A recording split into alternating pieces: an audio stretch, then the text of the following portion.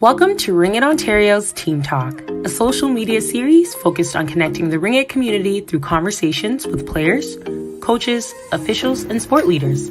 This series is brought to you by SeeWhatSheCanDo. SeeWhatSheCanDo is a sport-loving community that celebrates active women of all backgrounds and capabilities and connects them to the people, stories, and local businesses they need to be active. Visit SeeWhatSheCanDo.com to explore stories of hope, resilience, adventure, and find the resources that inspire and keep you moving. Let's get started. Hello, everyone. Welcome to today's Team Talk. My name's Emily Renneberg. I will be your host today on our final session of Team Talk, presented to us by SeeWhatSheCanDo. Now, I've been a competitive ringette player for 15 years now. I've worked as a live sports broadcaster, and I now host my own podcast called Even Strength. I'm very excited to be here today to host this wonderful event. Thank you so much to Ringette Ontario and SeeWhatSheCanDo. I'm going to be welcoming the two co-founders today of SeeWhatSheCanDo, two lovely ladies, Tina and Caroline, and we'll be talking today about their journey and success with SeeWhatSheCanDo. Welcome, Tina and Caroline. Hi, Emily. Hi, everyone. Hi, Emily. I'll be giving a little bit of an intro to both of you, and then we can start diving in. So, Tina is a very seasoned entrepreneur with over 25 years of experience in launching and growing companies, brands, and products, and is a Canadian-bred storyteller and a lover of all things outdoors. Now, Caroline brings to us 20 years of professional experience in the sport and recreation industry, and her journey is through passion of sport photography and supporting women in sports. Now, both Caroline and Tina are here because they had a vision where they could welcome active women into finding a sense of belonging and with local communities. So we see them as authentic sports-loving women through their platform of SeeWhatSheCanDo, again, which has sponsored this wonderful speaker series. And we'll be chatting today about their journey and their successes. So welcome again to the show, Tina and Caroline. It's great to have you. So to start out, SeeWhatSheCanDo is very, very community focused, and that's really what we're here to talk about all today, and really the essence of the Team Talk series that we've been carried through all the way to this finale moment here. Now, I'd love, Caroline, for you to explain the SeeWhatSheCanDo mission and what is the driver behind the company itself. Oh, I certainly will do that. Emily, for us, SeeWhatSheCanDo is really a place for women to find all the things that make them passionate to move and to find a sense of belonging in the world of sport and movement, and really just to be able to find a place that is welcoming and safe and representative of who they are in terms of an active woman. I love that. That's wonderful. And it really speaks to the community, and that's really what we're looking for again today here. And Tina, did you have anything else to add there? Yeah, and I think, one of the missions really has been to break down these barriers to sport. We know that, girls drop out at 3 times the rate of their male counterparts at the age of, in their teen years, at the age of 13. And it shouldn't happen because we know that sport does so much more than the physical activity itself. It helps us with our careers. It helps us, mentally. It helps us make friends and all the great things that happen. So, if a smaller percentage of women are, physically active, we're missing out on all the great things that sport has to offer. So one of our real missions is to help impact younger generations to stay in sport and keep all generations and people of all capabilities, cultures, shapes and sizes, and just moving and connected. So let's break down those barriers and let's support each other and keep our bodies moving. Now, personally, one of my favorite things about SeeWhatSheCanDo is that it's not just focused on sports, it's focused on just getting active and getting your body moving, because as a highly competitive athlete for much of my life, I have a newfound appreciation for just going outside for a walk and not necessarily making it a big moment of competitive sport, but it's just as valuable as sport is. And that's really, I think, the essence is, as you said, Tina, of breaking down those barriers and making sure that it's accessible to everyone.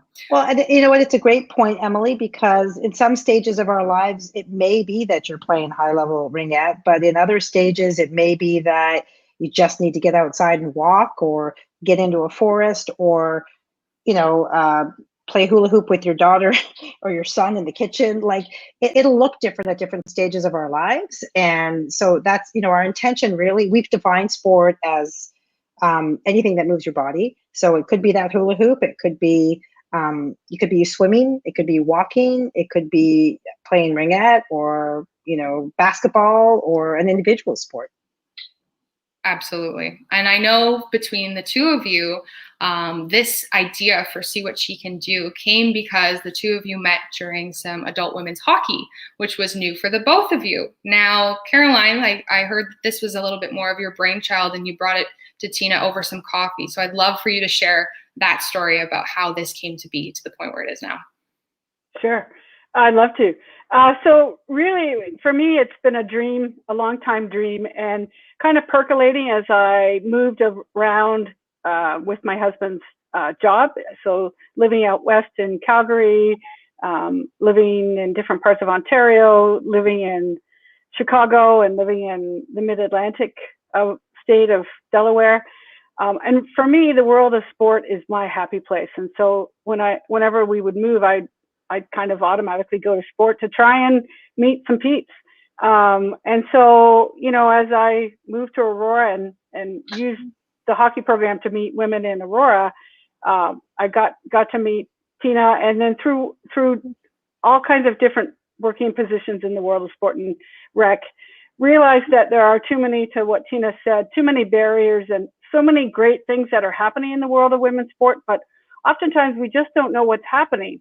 And so the goal was really to create a place that we could break down those barriers, break down the silos, and really build meaningful connections with other people. And so I threw this idea out on 2 pages of paper to my hockey sisters that, I had the chance to play with and get to know at coffee.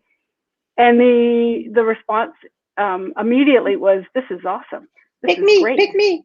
Yeah, and right, to Tina's point, as soon as I threw out the 2 pages, I kind of said, now I just need to find the person to help me do this. And I really said it rhetorically, and almost immediately Miss Tina went, "I can help you, let's go." And so with that, it was the following week. We usually met on Thursdays for coffee. So she's like, "Let's meet Tuesday because we're not giving up our Thursday coffee." And we went from there. And honestly, that was 2016. And we have been meeting for many coffees ever since. And sometimes a glass of wine. Yeah. Absolutely. Now, Tina, your background is in marketing and entrepreneurship, not necessarily like Caroline's in sport. So what made you jump in to See What She Can Do and into the sports world? Well, I mean, I've much like, a huge portion of our population, sports always been a part of my life. So I didn't have a real sporty family. We didn't watch sports on TV. I was taken every once in a while to a WWF wrestling match, which is not, in my eyes, is more theater than it is, although they're very athletic. So, where I played my sport was through high school, through grade school. It was very accessible. Anybody could play. It really didn't matter what your skill was. So I was a generalist. I was, it helped kind of calm my mind and my body to be a part of that. And I was very social. So sport was always something I did for fun. And then, fast forward a few years later, as what commonly happens after you have kids, and I wasn't really taking time for myself. I'd moved to a new community. I hadn't played team sports for years, and I just happened to bump into somebody who said, "Hey, you should come. You should come try hockey." I'm like, I can't skate. My ankles are like this. I was like 40 years old, and I'm like, I can't do that. And then my daughters are like, "You're the only one that doesn't play hockey." So I'm like, okay, I'm in. And that's all it took, really. And, what I would love to say to this audience is through hockey, I was introduced to ringette. So we had some ringette players come and play on our team. And, feeling this passion, like I'm personally engaged in that sport. Not only did we cover it, but we also have had the opportunity to play it, and we love it. So, so my skating went from not being able to stop to being able to play a game and meeting all kinds of women. And that's where I found my peeps too, much like Caroline. I found my peeps through sport. I also saw it as a great business opportunity because women are worth the investment. I mean, between sport apparel and clothing and sport programs, I mean, there's over $17 billion spent on by women in the marketplace, and we're not getting the attention we need. So I really saw it as an opportunity to make a difference in our communities, to be engaged in something I love, which is sport, and to meet other great women all across Canada. So I saw it as a great business opportunity, but it was also connected to sport that I love and community, which is I'm all about community. And I love that you said that women are worth investing in, because I know that's been a big topic of conversation recently, especially with the success we've seen at the Women's March Madness tournament just recently finished up. Yeah. The record amount of viewership and the engagement they have for their athletes, and the way that sport has really grown and propelled. And it really just shows people who have that doubt that, people don't want to watch women's sports, but we do know statistically that people are actually open to watching women's sports, but only 4% of that media is given to women. Yeah. So I love the message again of See What She Can Do, and giving women specifically a platform for this, because again, women are worth investing in, and especially in sport, there's a lot of great opportunities there. So to then ask you a question of, you started at that point at that coffee chat, you're here now, you've had See What She Can Do officially for just over 3 years now. What has been the biggest driver of your growth? What have you seen change the most in the last 3 years? Well, I'll jump in here and speak to the notion of community. And the great thing about community is that, sometimes you have to do the heavy lifting early on without seeing the big returns. But, we really put our money where our mouth was. We went out to cover so many different sports, and to just be present and to connect people and to tell their stories and to cover them. So those were kind of our early days. And then where things started to ramp up is once we had started establishing relationships with players and leaders, we started building these community relationships. So with municipalities, with the sport organizations, with, sport media. And so the more we started connecting people to each other, whether that was women to women, or women to their supporters, or supporters to each other, the more we started to see growth. So really, the growth has come in making sure that our platform is not competitive. Anybody is welcome to come on it, and everybody is celebrated. And it doesn't matter what your business is. If you support active women in a positive way, we want you there. So the growth has really come from the community itself, and people bringing their friends on, and us covering their stories and telling their stories, and us being able to bring the appropriate businesses from a local standpoint that can support you. And if I may just jump in just really quick, I really think, we're really trying to leverage the power of many, and the ability to provide women and empower women with really powerful tools to share their own stories, and to be a part of something greater and bigger that, we don't have to wait for somebody else to say, okay, you can tell your story now, it's worth listening to. It is worth listening to, and we've invested in that, and we're excited to be investing in what all the great things that are happening in the world of women's sports. And I know as we get to know each other, the sum of the means is just so much greater than individual. And I think there's so much power in that. And I think we're seeing that even more now with the pandemic in particular. So. Absolutely. And you led right to my next question, which was about the, maintaining community in the pandemic has been a huge topic of conversation. Obviously, we've been living very, very different lives from even a year ago. And I think, with having an online platform, that maybe you have some advantages there, but not only are you an online platform, but you're very much involved in the physical space as well. And I'd love to get your thoughts on how you've been able to continue fostering community within the pandemic. And maybe you can even touch on your new launch of your circles. Yay, it's very exciting. So, it's an interesting question. I mean, if you just take a look at what Ringette Ontario has been doing, over the last few months, who would have thought a year ago, when we're not on the ice and we're not playing, people are like, what are we going to do? Leagues and associations and players, we're all lost. We're like, what am I going to do without my sport? But at the essence of it all, take the sport piece away of it, like the fun of physically playing the game. Like, we want to be there for each other. So I think what's been great about the team talk and all the other great things Ontario has been doing is to bring the community together, to provide a platform to people to have a voice, but also for people to feel connected and a part of something.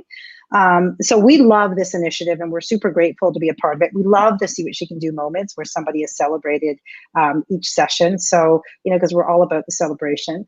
But we've, like you said, Emily, our platform is intended to bring people together, whether that's virtually or, out in the world where we can meet, out in the world where we can meet. Our new initiative that we've launched is called See What She Can Do Women's Circles. And the intention behind our women's circles is to really help women gather virtually. Right now, we're locked down. And it's tough, but we still need each other. So our intention is to help women gather based on interest. We have 3 circles that we're launching with many that are about to roll out. It's fun virtual experiences. The circles are free to join, and there's all kinds of great things that'll be happening virtually over the coming weeks. We have 3 circles. You saw that little spotlight that came out a few minutes ago. We have a women and dog circle. So if you're a dog lover and you want to come out and get some, at home training tips, or learn about how to do agility at home, or just talk to other women about the local trails that are near you. This session is being led by a great woman who has all kinds of skills around, grooming and training. And so that'll be a really fun session. And that actually starts this Monday. And then we have our Paramazing Circle. So if you're a parasport lover and you're in that adaptive community, we have a Paralympian and an adaptive sport coach who are coming out to lead this community. And they'll be doing all kinds of fun things from, like adaptive yoga to, book clubs and quiz nights and fun stuff like that. And our 3rd circle is very exciting, is our Women Coaches Circle. So if you love to lead, that's the circle for you. Find, whether you're a retired coach or you want to learn to be a coach or you are a coach, this is a safe place for you to come and lift each other up and have fun. It's all virtual. Our first 4 sessions, there's no cost. So just, you can check it out at seewhatshecando.com/circles and do something fun. I mean, we've got sessions on a Monday night, a Sunday night, and a Wednesday night. So there might be one that fits your schedule, and you're going to meet great people in your community.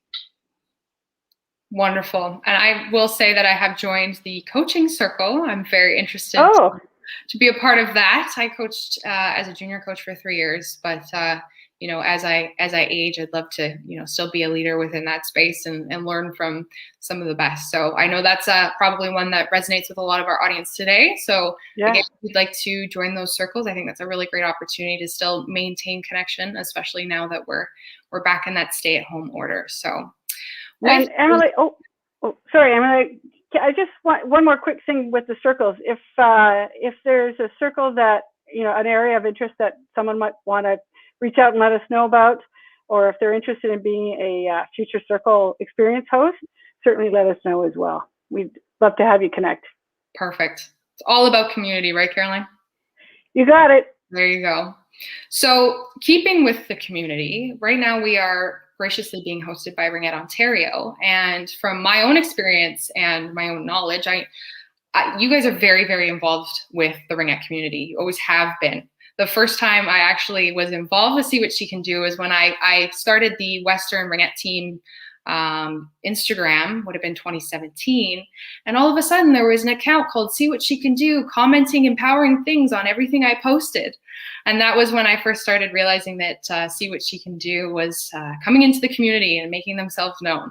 And so I want to talk a little bit about your involvement with the Ringette community and how you see a very special to me and a very special to everyone here sports community that's more geared to women, open to all, but more geared to women, and quite a niche sport. So can you maybe fill us in on how you feel about Ringette? Sure. Well, I think as Tina has sort of alluded to, we have a number of friends who play hockey with us, but they also play Ringette. And so early on, we were introduced to the game, and I mean, I love it. I think it's amazing. And so once we got that introduction and a taste for it, I think we really began to appreciate the depths of community that's in the Ringette community itself. And it really, to me, I think it warranted far more attention than what it was getting. It's an amazing game. It's strategic, it's smart, but it's also graceful. It's like ballet on ice, yet it's a battle. It's an amazing battle of two teams. So that, for me, that was what brought us to Ringette. I think was the community around Tina and I were so closely connected to the game itself.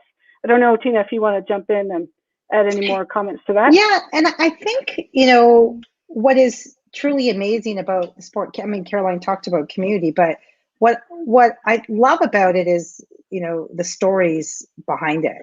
And, it wasn't really, and I think it's important for people outside of the Ringette community to understand the stories behind it, because you guys everybody in the Ringette community knows how great it is, but the challenge is really getting out there and helping others know how great it is to grow the sport. And I think part of that is hearing people's stories. And the stories that we've heard have been amazing. And, cut away the fact that it is a great sport. It is fast. It is fun. It is, so skillful. Love it. Love the sport itself. But the people behind it and the community behind it, you guys are so tightly tied. It's amazing. So if we can get that word out to people,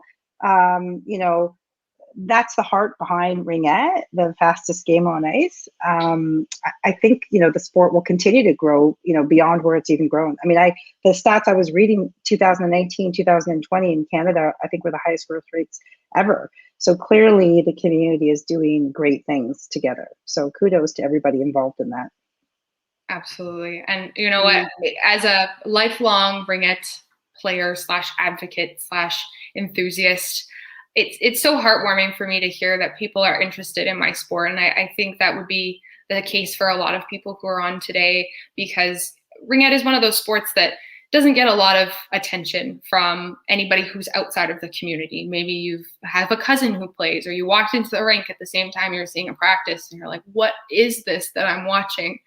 It is definitely a lot different than any other sport. You can liken it to the strategy of lacrosse with some rules like basketball. It has similar equipment to hockey, but really that's where the similarities end. And I think from my experience, it's incredibly unique. And to have an organization like SeeWhatSheCanDo and two women behind that organization backing a sport that's so important to women and people of the community is really encouraging, because I know for a very long time we've been kind of fighting this battle of showing ourselves as worthy in the sport community, and that people can take us seriously, and that they understand what we do is different than other sports. And you don't really have to compare us to hockey or compare us to other skating sports. We are Ringette and we do a really good job that way. Mm-hmm. So for me, I mean, it's fantastic to have both of you be so open and excited to be working with Ringette, because like you said, Caroline, there's lots of stories that need to be shared, and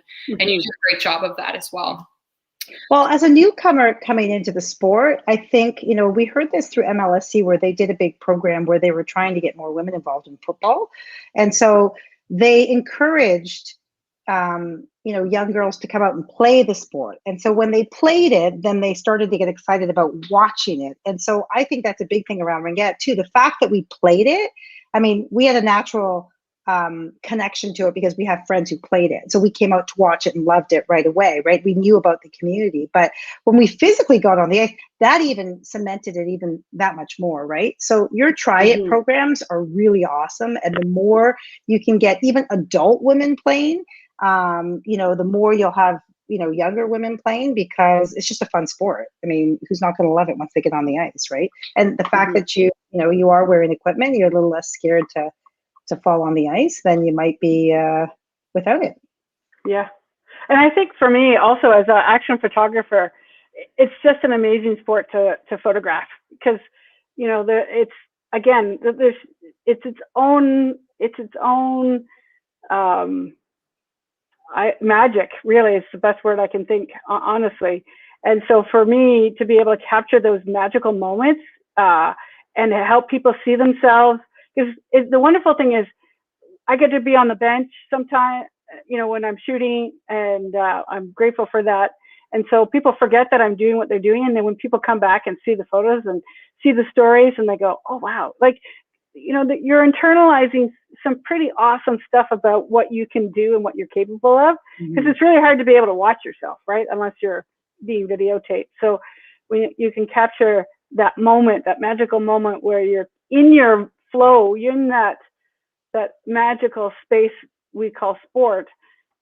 It's pretty cool. It's pretty special. And I really feel very honored to be able to capture those moments, because there is a bit of an intimacy that's happening on the ice. So yeah. She makes it look easier than it is. I have given it a go. My photos are typically very blurry. So I'm just saying.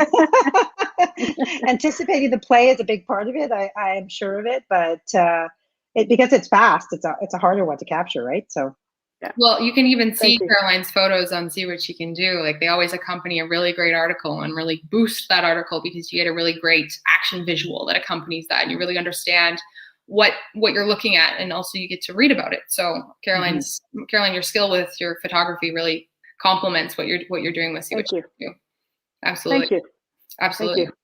Now, I know See What She Can Do is very much focused on amplifying voices, and that's something that we've already talked about. But for me specifically, I think is a case that we can probably, dig into a little bit more here and get some thoughts here, because like I mentioned in my introduction, I started a podcast last 2020, May 2020, last year. And my podcast is focused on equality in sports. So it's a sports interview podcast that has a different individual in a different sport every single time. And I knew I was able to do that because I knew I had the backing of a community and a network to be able to support me to just launch this podcast. And Caroline was a really big piece in that, because when I reached out to her to say, I have this idea, I would love for you to join us, not only did she participate in an interview with me, and you can listen to that interview on Spotify or Apple Podcasts, but she also set me up on the website, gave me a business page, sent me some merchandise, which I've given to my cousins, and also kept some for myself. Mm-hmm. A hat like Caroline. But she was really, really supportive in helping to promote my episodes and understand, like, this is something that's really exciting and we want to get on their platform. And then I got to meet Tina, and all of this kind of came together in this team talk now, where we're working together in these spaces as well. So Caroline, when I first reached out to you, what was your response to having someone like myself reaching out to you and asking you specifically for your skill set and looking for accessing your network and your community? What's that like for you? It's so gratifying, and I'm awfully grateful that you thought to ask, because I'm so happy to help you do what you do, because you rock. First of all, just saying, you're good at what you do. But I really believe that there's power in numbers, and we really can lift each other up. There's no zero sum. If I get something, or if I don't know, if I take something, the other person can't have it. I mean, in my mind, it's really about lifting other people up and helping people have success and enjoying being able to work in the world of sport. And when you reached out to me, I was like, absolutely, we'll help you. We'll tell your story. We'll spread the word. And really, because what you're doing is super important, because you bring a different angle to the storytelling. You bring an amazing sense of timing and asking questions, and having a great sense of being able to get a good story from somebody who wants to tell their story and has an amazing sport experience that I know will relate and resonate to other people. Absolutely. And then again, I always appreciate the support. And like I said, the way that I knew I could do my podcast and have some success with it is because I knew I had some backing to it. So again, very grateful for See Yeah. What You Can Do and very grateful to be here today. How does it feel, Tina, for you to be involved in the community like this and be able to use your many years of experience to help other women and connect them with who they need to be connected with to take them to their next step in their journey? I love it. I mean, I'm a kind of a natural community builder, so I love connecting people, whether it's businesses with businesses or, you know, players with players or someone who needs a resource. I mean, I love it. And I particularly love, you know, mentoring some of, you know, a younger generation. So if there's anybody that wants to get into the sport world that has questions around, you know, sport marketing or communications, we're more than happy to, you know, to have a conversation with you. Just reach out to us on LinkedIn or you know, you can connect with us on our website. There's a contact us page. We have 2 interns on our staff right now. They're both York University students and they're doing a phenomenal job. It's really exciting to watch them develop. And they both have passions, Gina and Jacqueline, for women empowerment and, you know, their love of sport. One of them just co-hosted a podcast with you, Emily, this morning. You can find our podcast at on our at buzz505.com/SeeWhatSheCanDo. But I love it. I think it's, I mean, that's one of the funnest part of this job is there's a lot of passion in this world. And we happen to be bumping into some great people who have a lot of it. I love to hear that. It's a fantastic opportunity to get connected and use the resources in your community who are so ready and willing to help you out. And I think that's the beauty of what we have here is everybody here is very open to helping connect people with the right connection and help you move to the next point in your life and get you active, if that means walking your dog or actually playing a highly competitive sport, anything in between, getting involved in business, all of that great stuff. And with that being said, do you, both of you, do you have a moment where you went, oh my gosh, I'm so glad I did this, or this is it, I think I finally like clicked with what I'm doing, with specifically See What She Can Do? And Caroline, I'll ask you to start first. Sure. I think for me, I've got 2 stories in particular that resonate with me.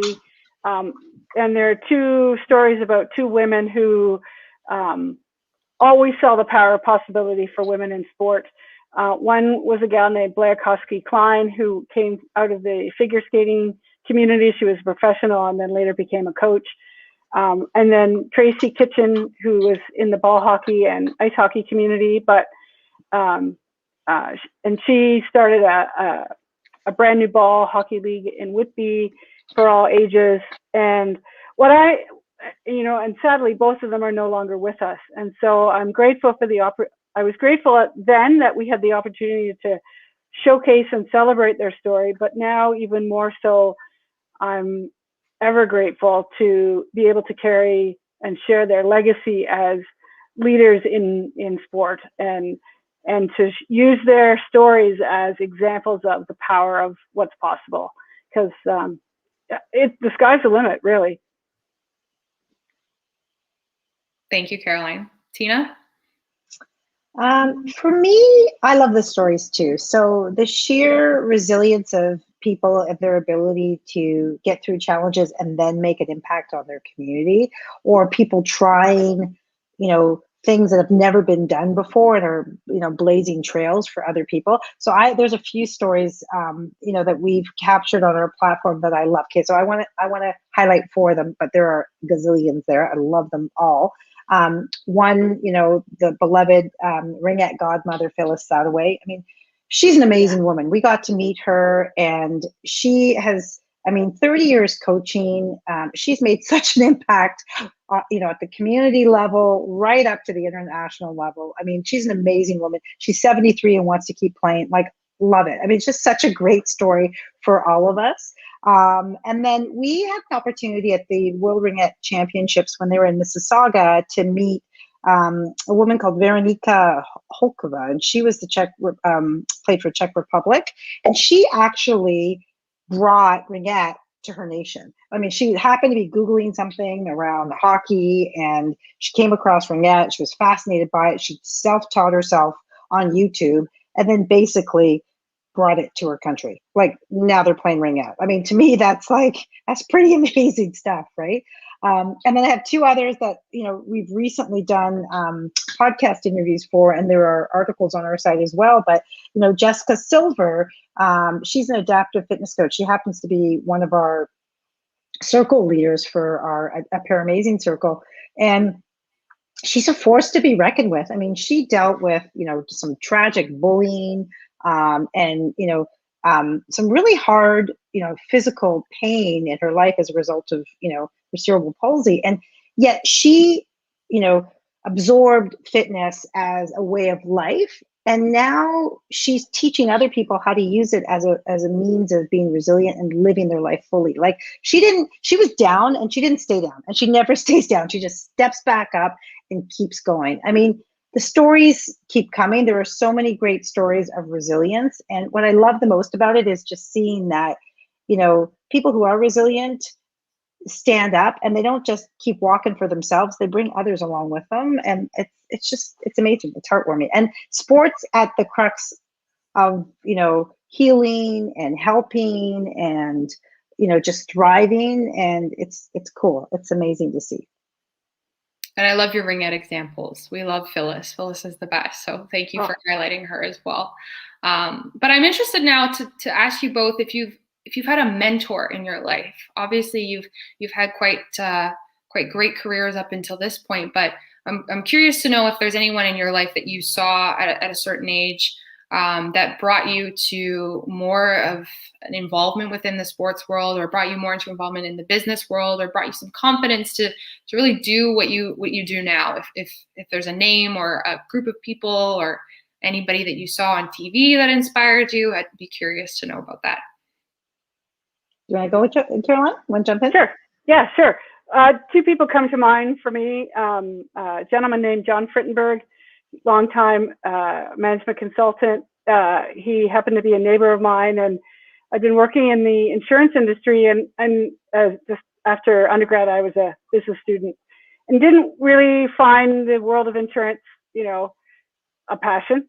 And thought, I really want to go into sport. And I knew John was in the world of recreation and leisure. And so he really took the time to sit down with me and help me understand sort of next steps and what I should do. And so it led me to going back to university and going to the University of Waterloo, and ultimately getting a master's in recreation and leisure studies. And he also gave me an opportunity to get some work experience in the world of recreation management consulting, and really has always been open door policy, generous with his time and his advice, always willing to listen, always willing to support, whatever it was I was working hard at or trying to give a go at. And so I have to give a big kudos to him as well.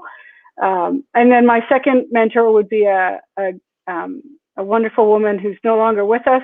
Her name is Kendi Bentley. She lived in Calgary. Again, a powerhouse of a gal who really was a pioneer in employee fitness and wellness. When I moved to Calgary, she was open door policy, invited me into her world of employee fitness and wellness, and really just taught me some really important lessons of how to build relationships, the value of relationships, and just, again, was so inspirational in helping me be my best. And so I would say, I know you asked this earlier, Emily, why, to me, there's a very strong sense of giving forward to the new generation coming in, because so many people who were pioneers and leaders in their own right opened the doors for me. And I think it's powerful to be able to be that type of conduit. Thank you, Caroline. So for me, I also have two. And oftentimes I think it starts in the house, in our home. For me, my dad, who really wasn't a sporty guy at all, but he was truly a community builder. And when I say community builder, like he had a hammer and nails and he physically built houses. Like he was building real communities. And, I didn't appreciate it when I was young, but, when I was 5 or 6 or 7 years old and I was trekking to the work site with my dad because I was in my little hard hat and my little, steel toe boots. And like we were physically building communities, and I got to see these things grow from nothing to something. And then I got to see people move in, and then I got to help when as they grew up, I got to be a part of the sales process and meet people in those communities. And it really kind of cemented something solid in me that was like, our communities are made up with the people in them, and we need to know each other. And so his community building was something that I kind of stored inside me for many years. And as I look back, I see that many of the career jobs I did or the businesses I launched were all about kind of building community. And then I also had a woman in my early 20s when I was working. I really wanted to work for an advertising agency, and I had to take a huge pay cut to do it. But I really wanted to be in that industry. I wanted to learn about marketing, and it was really sexy and it was fun. And but I didn't have the experience. I had sales experience. I'd worked in a sales job, and she saw me for my capabilities, for who I was, not for what I had done. And that really stuck in me, because as we're looking at, helping, the next generation come through, I look for character. I look for who that person is, because you can grow skills, but you need to have that, real gusto for life. So Carol Schmeigel was an amazing woman. She's out east now. And I met her in my early days, and she really set the tone for me. I watched the way she managed people. I watched the way that anybody from, a junior level to a senior level is important.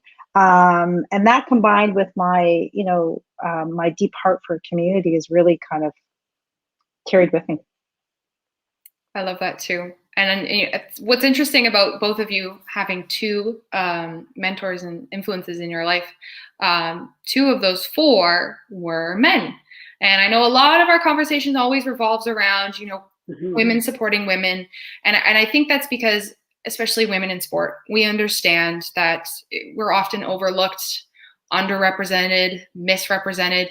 In a lot of ways, we understand, like, even if we play different sports, that we kind of go through similar struggles in the way that, the world tends to see women's sports. And I always like to point out the value in not only having women support each other, but because of the platform that men have, especially in sports, how valuable it is to have men backing you and men shouting from the rooftops the same things that you're shouting. Because again, with the way that we're set up now, is a lot of the time they were in the power positions and they have the louder voice. But if they start shouting our messages, then it does get across a lot more.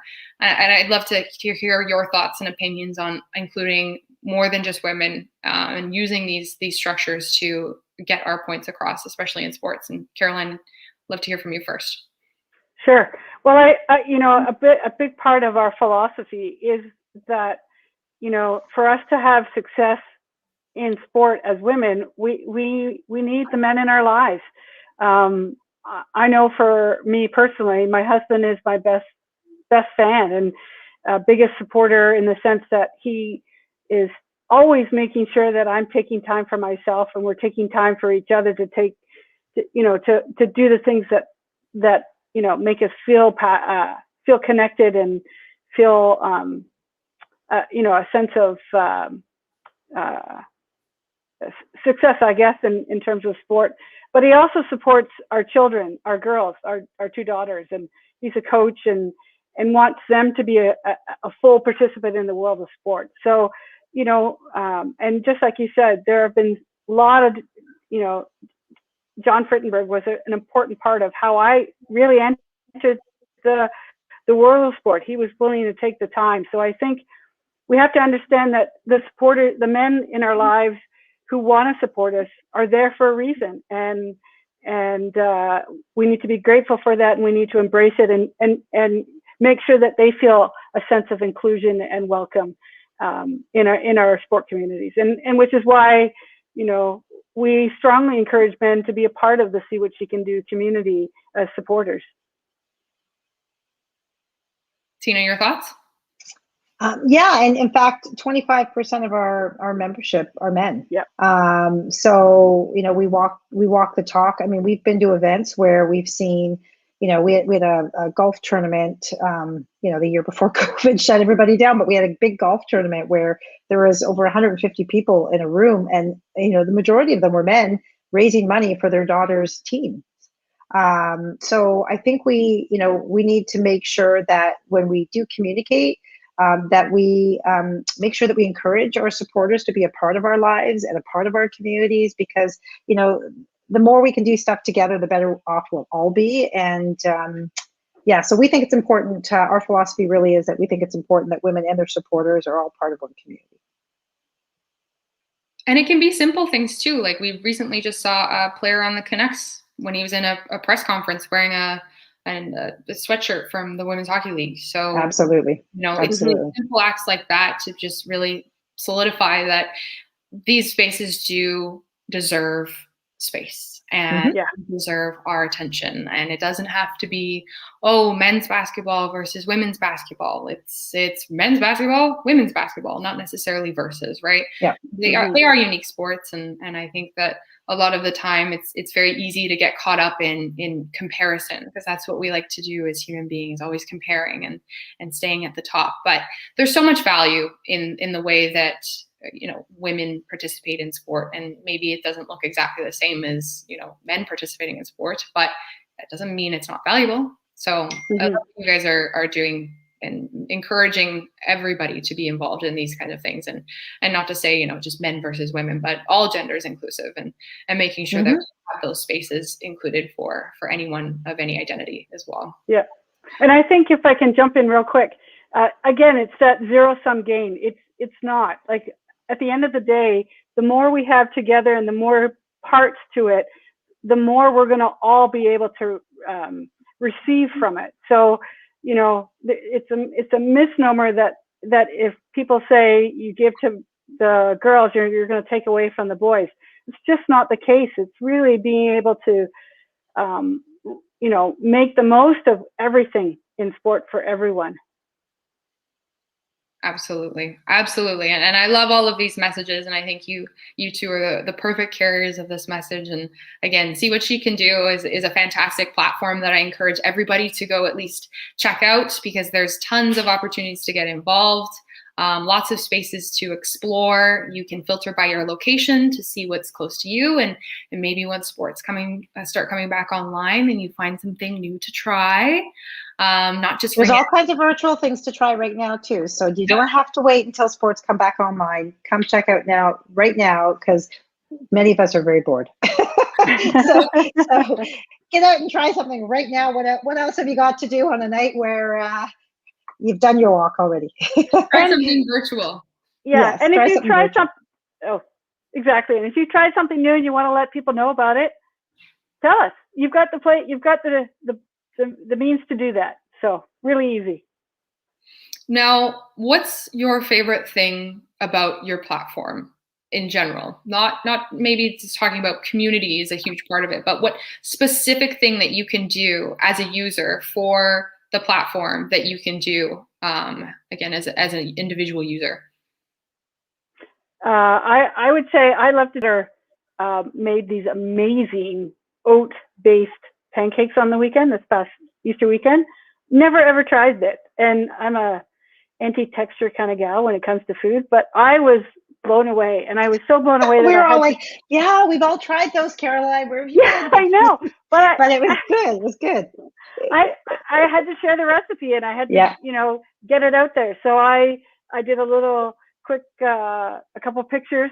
Used my cell phone, took a couple pictures of the pancakes and beautiful. Some of the ingredients, and the rest is up to you. Just go and try it, because it was amazing. So for me, it's about being able to right at my fingertips, just do the story, and off I go. And for me, there's two pieces. One is I love the notion that now there's something I can, now that things are shut down, I can actually find people and do stuff together. And it's fun stuff, and it's stuff that I care about, and it's people that share my interests. So the new circles piece of it is really to me, one of the most dynamic things we've introduced, and I'm super stoked to meet people in other communities and do fun things online that are outside of what we would normally do.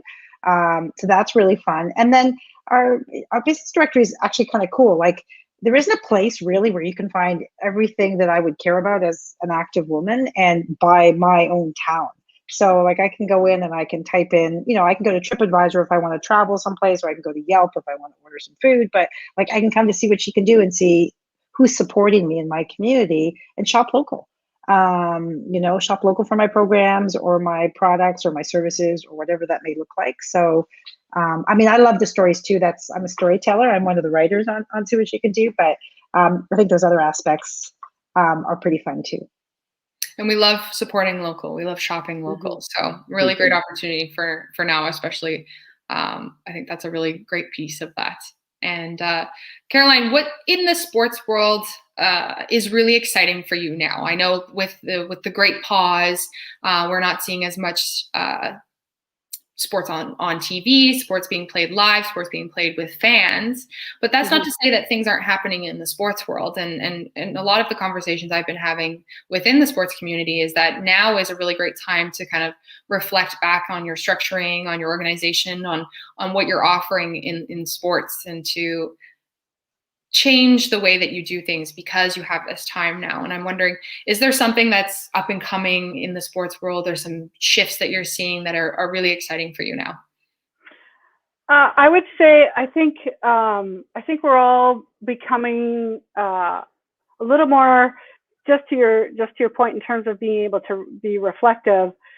I'm hoping that, and I'm getting a sense that people are becoming more transformational in their sense of what's possible and the leadership they can provide, as opposed to being transactional.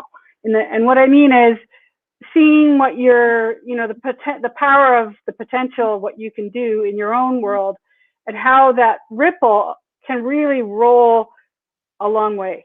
And I think because we've been forced to sort of be isolated, but yet leverage the world of the internet to be connected, that ripple effect of what we're trying to do in our own world really can transform the whole thing. And if people are more, I do think people are becoming more willing to connect. Like, for example, there was a company called Sportageous, which runs different sports events in Australia. And they reached out to us and said, can you help spread the word? They were doing the first ever global squash conference, and really just trying to bring people together to talk about the sport and see how they can compare notes and build the sport together collectively. And so we had an opportunity to spread the word on that event. And from there, we've met some new contacts in other parts of the world. So to me, that's the exciting part, when we go from thinking transactionally in terms of what each of us can do individually, to being transformational and understanding, okay, what is the power of many, and the power of working together in partnership. So that's what I'm excited about. And you recently, sorry, Tina, I'll ask you a question that follows this. You recently sponsored a summit at Western University to talk about how people can be involved throughout their lives, and not necessarily like in their youth, or different ways to become involved in sport that go beyond being a player. And Tina, can you give us some more information on that, and what you see in the value in sponsoring an event like that, and hosting an event like that? Well, I think to Caroline's point, the notion of possibility, I wanted to, just before I back into your question around Western, I did want to say that the other thing I'm starting to see now, as kind of the borders open up with our Zoom world now, is that our big world is becoming so much smaller. And, we're on panels that are international with people in Glasgow and New York City and Toronto and in Montreal. Like, it's pretty amazing. And even the panels that we're participating in, or the events that we're participating in, that aren't necessarily sport related. So maybe they're women entrepreneur related, or maybe they're technology related. It's amazing. I was on a panel in New York City with women like from across the world, and there were some pretty high powered women. I'm like, well, we've got a start, and I was one of the few startups there, and they were like from some pretty big brand, names. And a big part of the conversation focused around the value of sport in their lives. So like, don't underestimate the power of, even if it's not just in the world of sport, the power of sport in your life. Because here we're talking with all these high-powered tech women, and they're talking about, how officiating soccer had a huge impact on their C-level position that they're in right now, right? So I think it's kind of cool the way that sport is no longer being confined to the world of sport, and how the doors are opening up so that people can see the value of it in life skills and in career and beyond. And then that flows nicely into the whole, Western sponsorship, right? Because, the opportunity to meet with these, young career seekers who are interested in the world of sport, the conversation isn't just how to get into the world of sport, but how to use your skills that you're learning in sport for life, and for your career. So it was a great experience. Caroline, do you want to talk a little bit more to the experience at Western? Sure. And then I'm an alumni, so for me, it's an important thing to give back to that great school. Yeah. I thought it was a great event. They did an amazing job of bringing in a really strong panel of sport professionals, from entrepreneurs to administrators to teachers and coaches, across all levels of sport, in the university, in the community, and in the advocacy and action fields. But what I loved, and one of our interns, Jacqueline, was able to be a part of things, and she loved having the opportunity to be a part of conversations that really, sometimes you just want to listen to what people are talking about, just sort of give yourself a chance to absorb what's going on. Yeah. And just kind of be that fly on the wall, because how else are you going to be able to hear those conversations if you're having the conversations just with the people that are always in your circle? And so, for me, I would always challenge people in sport, as professionals, men and women, to always be willing to bring new people in, because it's amazing what new ideas and new talents can bring to the table to have success, either in sport or, as Tina said, in technology or whatever industry you find yourself in. So I really thought they did a great job. And I love that you just said challenge, because I would love to challenge the both of you to be able to give us 2 action items each, where somebody of any age, gender, ability, income, to do something to create and foster healthy community today. So we'll start with Tina with your 2 action points for that. Okay, so I am going to challenge everyone to celebrate. And I think there's 2 parts to that. So those will be my 2 pieces. I think to stop and celebrate anybody in your community who is doing something great. And part of that comes with listening and watching and recognizing, but just even if it's small, like, let's just celebrate each other. Our world is so harsh. Like, let's create a place where we're celebrated and we feel like we can belong. And part of that is just being acknowledged for who you are and what you can do. And that's why we're called See What You Can Do, because we know whatever you can do is valuable and you should be celebrated. So it starts by celebrate one person this week, and maybe celebrate somebody else next week, and then somebody else the following week. Just celebrate. And then the second piece is celebrate yourself. We can be hard on ourselves. So share your story.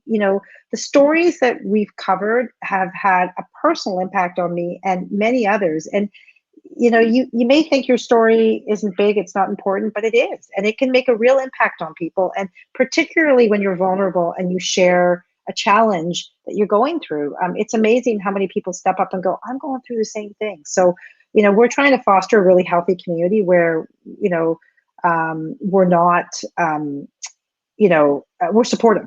So I would say celebrate somebody else and celebrate yourself. Those are my 2 things. Those are great, Tina. I would say 2 things that I actually do every day, because I'm a big walker, is I would challenge people to do, talk to a stranger, say hello, say, how are you? Have a great day. I I love saying hello to the people in my She neighborhood. does do that, by the way. She really does. I've been with her, and they're like, "Hi, Caroline. Hi, Caroline." Like, how do you know all these people? It's because she does that. Because I really think the more we know each other and the more we see ourselves in our neighbors, the more we're going to be more compassionate and more empathetic. And then the second thing I would suggest, and I think the world needs a lot more compassion and empathy right now, so that, because life is hard right now in a lot of different ways, but it's actually really amazing right now because there are a lot of silver linings to what we're going through. And then the second thing I would do, and I love to do this every day because I think it's really important, is to let someone know how grateful you are to have them in your life, and to tell them how special it is to have them. And gratitude and compassion and empathy, I think, are some of the key components in being able to build resilience in life, and it will take you a long way. So I would say, always, try to be grateful for the people, and let the folks that you're grateful for, let them know you're grateful, and say hello to a stranger. Let them know you acknowledge them and that you see them. And I love all of that. Thank you, Tina and Caroline. I'm going to take on those challenges. Absolutely. Very easy enough to go into my neighborhood and say hello to people. So I'll definitely be doing that. So for See What She Can Do, how can people find you? What's the best way to access the platform? SeeWhatSheCanDo.com. Yep. Easy enough. It's the website. You can learn more at SeeWhatSheCanDo.com, explore those circles, get involved in virtual communities, find people with similar interests. Again, it's a very fantastic website, and it's grown a lot in the 3 years it's been servicing our communities, and we really appreciate everything you both have done for Ringette Ontario, for Ringette as a community, for sport, and with all communities in staying active and being active and sharing those stories. So thank you both very much for joining us tonight. Wonderful to speak with you both. Thank you again. It's good seeing you. Awesome. Thank you. So we've now reached the end of our show, but before we head out, we'd like to honor someone special. This week, we asked you all to nominate a player, volunteer, coach, fan, or official in the Ringette community to be recognized during our final See What She Can Do moment presented by See What She Can Do during our team talk. Now, this month, we'd like to recognize Paige Latine. Paige is an NRL player for the Cambridge Turbos, camp director at Peak Ringette Academy, and was a member of the senior national team that competed in the 2019 World Ringette Championships. She was nominated by Kristen Graham, who says, Paige and her sisters have had such a huge impact on our daughter's Ringette life. They have been amazing leaders at Peak Ringette Academy for multiple years and continue to go above and beyond for so many players, and they coach outside of that. They are true inspirations for what it means to be a good coach, mentor, role model, and player. We'd also like to recognize Lori Grant. Lori is a Ringette official and was awarded the Ringette Ontario Provincial Official of the Year in 2009. She was nominated by Amy Haynes, who said that Lori deserves recognition for the dedication that she has shown to Ringette as a player, official, and official supervisor. She embodies the respect, teamwork, care for others, and passion that Ringette represents. So thank you to Paige and Lori for your hard work in the Ringette community. We also like to honor all of our nominees this season for their commitment and dedication to Ringette. We appreciate all of you, and you can read these names on the screen right now. Now, thank you all for tuning into our final episode of Team Talk. Like I said, this is the last episode, and we've had some really great moments in everything that we've seen up to now with Team Talk. And if you'd like to access those episodes during that series, you can visit those episodes and subscribe and watch on YouTube and Facebook. Ringette Ontario has them on YouTube, so feel free to go back there and check out all those episodes with some wonderful guests and explore the world of Ringette a little bit more. So thank you again to See What She Can Do for sponsoring this event. Thank you to all of those taking time out of your evenings to watch this event. And thank you, Tina and Caroline, again. Thank you so much for coming out.